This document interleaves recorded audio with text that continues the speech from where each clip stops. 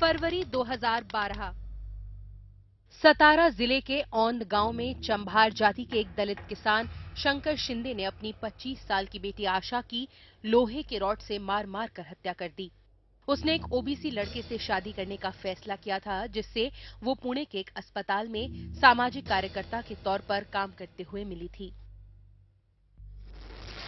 अप्रैल 2014। 17 साल का नितिन आगे अहमदनगर जिले के खरडा गांव में पत्थर तोड़कर गुजारा करने वाले एक दिहाड़ी के मजदूर का इकलौता बेटा था। उसे गला दबाकर मार दिया गया और एक पेड़ से टांग दिया गया। वो एक महार था जिसे एक मराठी लड़की से प्यार हो गया था। उसने सबके सामने उससे बात की थी। दिसंबर 2015। पश्चिम महाराष्ट्र के कोल्हापुर में 23 साल के इंद्रजीत कुलकर्णी ने 21 साल की मेघा पाटिल से शादी की। कुलकर्णी ब्राह्मण थे और मेघा मराठा। दोनों ऊंची जाति के थे, लेकिन मेघा के परिवार वालों को उसका खुद फैसला करना नागवार गुजरा और उनके बेटे ने दोनों की हत्या कर दी। अंतरजातीय ब्याह करना ये कोई गुनाह नहीं। दोनों प्रेमी जीव को अलग करना ये गुनाह है। उसकी हत्या करना ये गुनाह है। और ऐसी हत्या करने वालों को बहुत से बहुत कड़ी सजा होनी चाहिए। राजनीतिक तौर पर ताकतवर एक मराठा परिवार की कॉलेज जाने वाली लड़की अर्ची और एक मछुआरा समुदाय के दलित लड़के पारशा की कहानी भी इस साल अप्रैल में आई मराठी फिल्म सैराट में ऐसे ही तकलीफदेह मोड़ से गुजरती है। ये देश भर में सिनेमाघरों में धूम मचा रही है। जहां इंद्रजीत और मेघा मारे गए थे, उसके पास ही इसकी शूटिंग हुई है। वो पूरी फिल्म देखने के बाद जो एंड है उसका सैराट का, तो वो देखने के बाद तो कोई भी शॉक हो जाएगा, वैसा ही वो एंड है। लेकिन थोड़ा सा फिल्म से बाहर आने के बाद जब हम लोग सोचते हैं, तो सोचने के बाद ऐसा लगा कि अरे सैराट में एक एट्रोसिटी दिखाई गई है, लेकिन एक्चुअल में एट्रोसिटी ऑनर किलिंग है वो।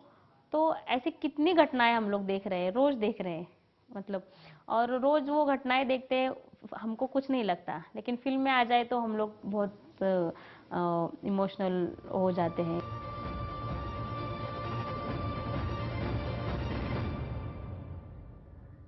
मुझे लगता है कि जब समाज में ये सब है, जो लोग नहीं देखना चाहते, वो सब चीज़ें उन्होंने दिखाने की कोशिश की है। जो लोग चर्चा नहीं करना चाहते ऑनर किलिंग के घटनाओं पे या फिर कास्ट को लेके, वो चर्चा ओपन हो गई या फिर खुली हो गई, क्योंकि सिनेमा या फिर गानों में कोई चीज़ आती है तो झट से फेमस हो जाती है चर्चा के तौर पे भी।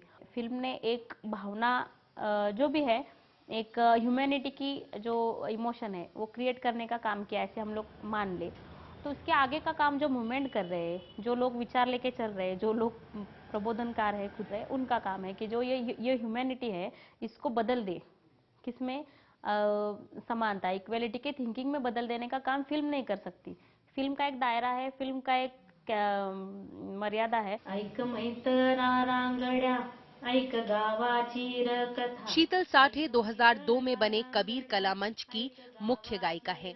इनका मकसद महाराष्ट्र में दलितों और दूसरे हाशिए पर पड़े समुदायों से चल रहे भेदभाव के खिलाफ एक सांस्कृतिक प्रतिरोध खड़ा करना है और उनको बदलाव की लड़ाई लड़ने की ताकत देना।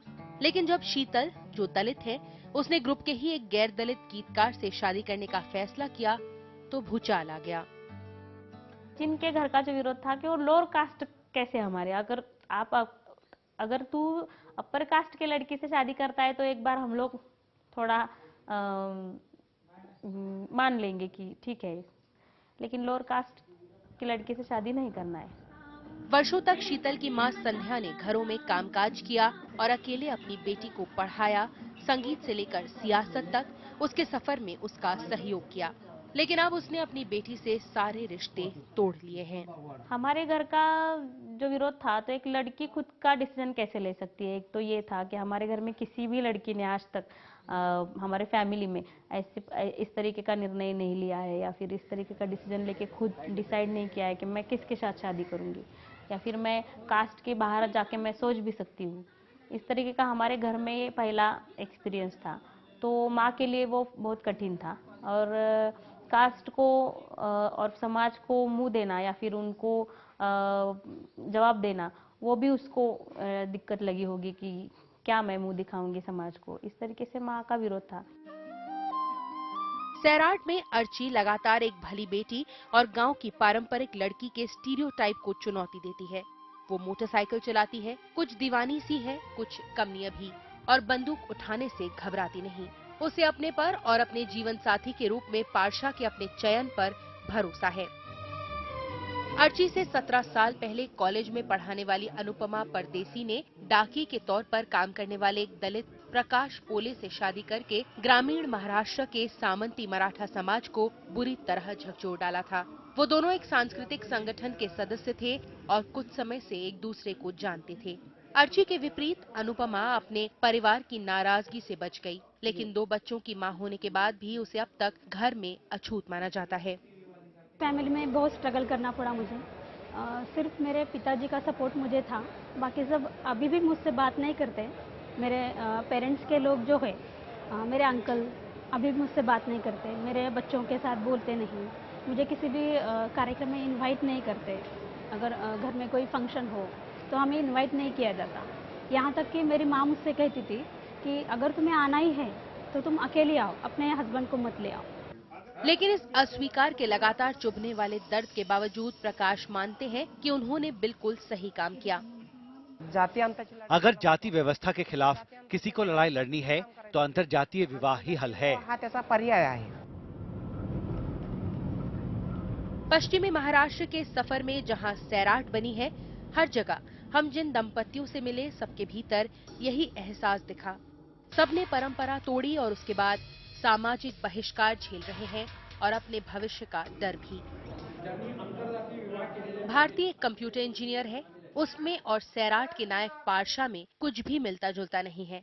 जो एक खूबसूरत और शानदार एकेडमिक करियर वाला नौजवान है, क्रिकेट और अच्छे कपड़े पसंद करता है, सिवाय दलित होने के गुरूर और अपमान की साझा कहानी के। जब छोटी थी तब घर के सामने नल था, वहाँ सभी लोग आजू बाजू के पानी भरने के लिए आते थे।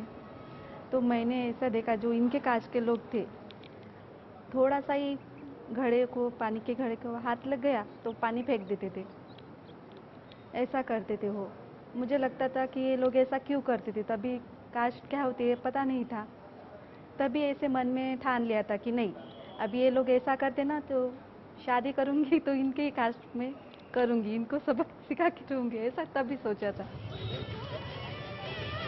अस्पृश्यता शायद आज उतने गहरे न धसी हो जितनी 2 दशक पहले थी, लेकिन जातिगत भेदभाव एक कड़वी सच्चाई है। यही वजह है कि भारती और मनोज की, जो एक मराठा है, शादी लगभग टूटते टूटते बची।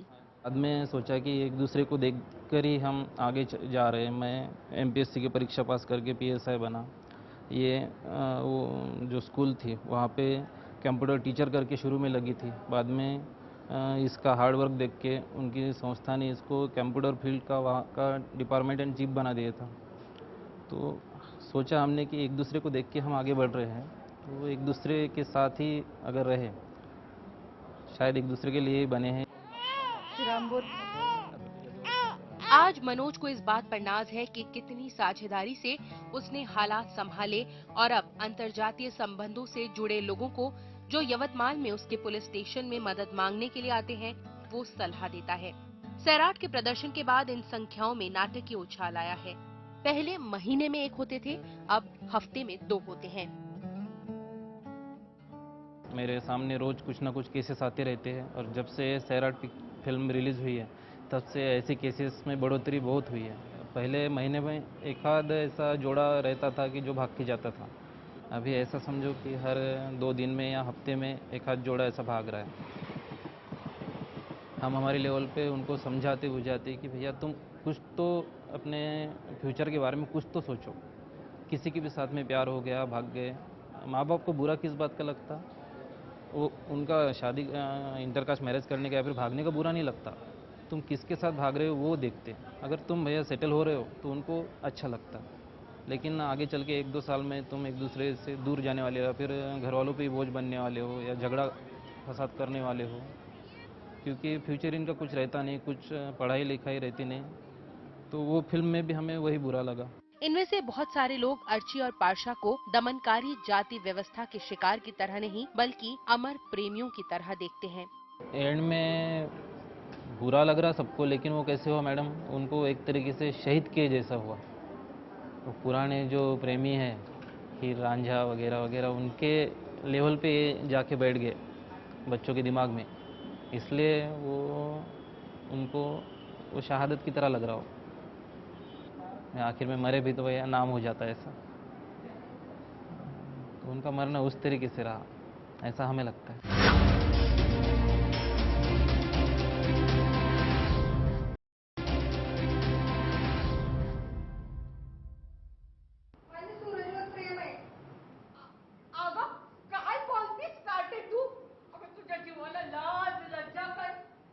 तो आपल्याबद्दल बोलतोय, मला असं वाटतं आपण काही काळ भेटायचं थांबायला पाहिजे। अंतर्जातीय संबंधों पर आधारित एक नाटक देखने के बाद लातूर के कॉलेज के छात्रों की प्रतिक्रिया ज्यादा जमीनी है। ये नाटक महाराष्ट्र अंधश्रद्धा निर्मूलन समिति बीते 20 साल से कर रही है।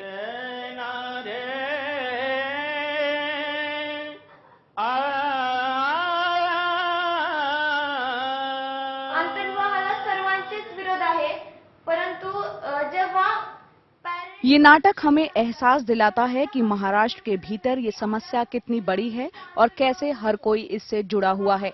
हर तबके में अंतर्जातीय शादियों का विरोध होता है। जब माता पिता पढ़े लिखे भी होते हैं, वो नहीं चाहते कि उनके बच्चे किसी और जाति में शादी करें। जब एक लड़का और लड़की एक दूसरे को पूरी तरह समझते हैं, जाति बेमानी हो जाती है।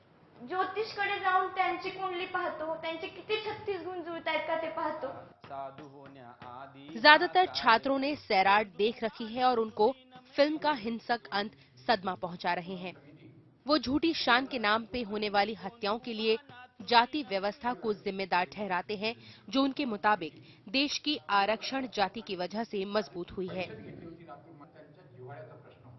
पिक्चर हा खूप स्टार्टिंगला तो एंटरटेनमेंट, पण तिथून पुढे एक सोशल प्रॉब्लम जो अंतर्जातीय विवाह की इजाजत होनी चाहिए, लेकिन इसका मतलब ये नहीं कि जाति आधारित आरक्षण हो। जब हम जाति की बात करते हैं, हमारा दिमाग फौरन इसी मुद्दे पर चला जाता है। अगर आरक्षण रहेगा तो जाति व्यवस्था कैसे खत्म होगी? ह्याच्यामध्ये चालू राहिली तर तिथं आपल्याला तिकडं आपलं माइंड गेल्यानंतर तिथं आपल्याला जात आली, त्यामुळे ते आपल्या मनातून तर काही जाणार नाही। मग त्यामुळे ती जर काढायची असेल तर ते आपल्या लाईफच्या सगळ्या इव्हेंट्स मधून काढली पाहिजे, तेव्हा जर आपण त्याच्यावर ओव्हरकम करू शकतो। अब तक आने वाले कल के डॉक्टरों, इंजीनियरों और वैज्ञानिकों का मोटे तौर पर गैर दलित समुदाय ये मान चुका है कि जाति आधारित आरक्षण भेदभाव का सबसे बदतर रूप है। कास्ट वगैरह आम्ही नाही मानत, कास्टसाठी आमचं हम जाति व्यवस्था में भरोसा नहीं करते, लेकिन जाति व्यवस्था की वजह से सामान्य कोटे के छात्र परेशान हैं। रिजर्वेशन की वजह से उन्हें एडमिशन नहीं मिलता, भले ही वो तेज हों। आमचं कास्ट बद्दल एवढंच म्हणणं आहे, बाकी आमची तरी मेंटॅलिटी तेवढी डेव्हलप झालेली आहे। माझ्या मित्रांनी एक मुद्दा उपस्थित केला, रिजर्वेशन, याला म्हणजे आमचा साफ विरोध। मेरे दोस्त ने रिजर्वेशन की बात की और मैं भी इसके खिलाफ हूँ। इस नीति की वजह से बहुत पढ़े लिखे लोगों को सही नौकरी नहीं मिलती और उन्हें मिल जाती है जो कम पढ़े लिखे होते हैं। लेकिन मैं जाति व्यवस्था पर भरोसा नहीं करता। भगवान ने सभी इंसानों को बराबर बनाया है और ये इंसान हैं जिन्होंने जाति व्यवस्था बनाई है। देवानी म्हणजे ज्यावेळेस आपल्याला जन्म दिला तर काय देव म्हणला का तू ह्या जातीचा? देवसाने माणसाला निर्माण केलं, माणसाने जातीला निर्माण केलं। लेकिन ठाणे के कॉलेज में मराठी पढ़ाने वाली और साहित्य अकादमी विजेता कवि प्रदन्या पवार मानती हैं कि जहां आरक्षण से दलितों को आर्थिक और राजनीतिक तौर पर ताकत मिलती है और पाशा को फिल्म सैराट में अर्ची से शादी करने का हौसला मिला है, वहीं सामाजिक तौर पर गैर बराबरी बनी हुई है। जिस घर में मैं बैठी हूँ, जिस सोसाइटी में मेरा घर है, लेकिन फिर भी मेरी तरफ देखने का नजरिया आज भी इतना प्लेन नहीं है। क्या दलित है ये तो देखो, मतलब ये तो कैसे कपड़े, इतने अच्छे कपड़े पहनते हैं, इतने अच्छे घर में रहते हैं, इनको कौन दलित कहेगा? तो ये रिजर्वेशन को लेकर ही यहाँ तक ऐसी तरीके की जो बातें होती रहती है। प्रदन्या दया पवार की बेटी है, जिनकी नायाब आत्मकथा बालूता जब 1979 में छपी तो ऊंची जातियों के मराठी पाठकों को पहली बार समझ में आया कि गांव और शहरों में महारों को कितने अमानवीय वजूद वाला जीवन जीना पड़ता है। प्रदन्या जब बड़ी हो रही थी तब महाराष्ट्र में कई रेडिकल दलित आंदोलन शुरू हुए, जिन्होंने मौजूदा जाति वर्चस्व को चुनौती दी। धार्मिक मान्यताओं को पलट दिया और देश की चेतना पर सवाल खड़े किए। 1960s के बाद की एक बहुत बड़ी एक मूवमेंट चली, दलित साहित्य, दलित पैंथर। तो उस दौरान मैंने देखा था कि बहुत सीरियस थे लोग, लेकिन जैसे जैसे हम आगे बढ़ते गए तो 90s के बाद मतलब आफ्टर ग्लोबलाइजेशन बहुत सारा बदल चुका है।